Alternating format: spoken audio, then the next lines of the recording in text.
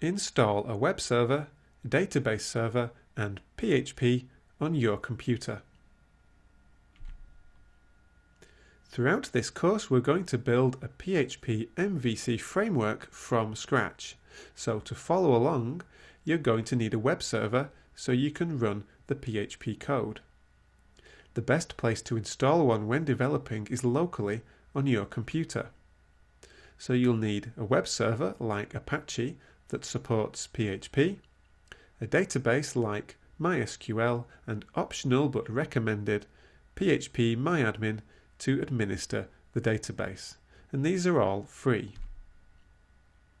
There are several options to install all that you need at the same time. Here are some of them, and the links to these, by the way, are in the resources section of this video.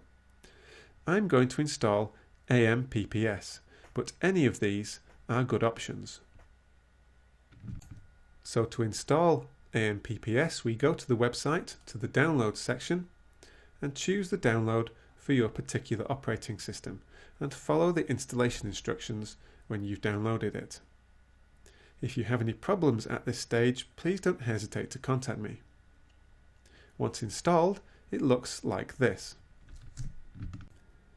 One important thing to do once you've installed AMPPS in particular is change the PHP version.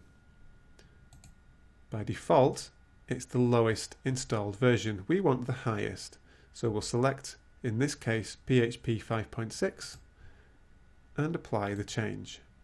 That way we have the version that we need to write the code.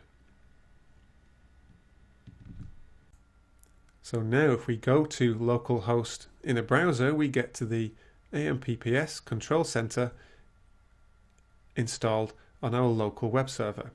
We're not actually going to use any of this, we're just going to use the web server directly. If we go back to the control center and look at this log at the bottom, the first line is where the AMPPS program is installed. So let's have a look at that.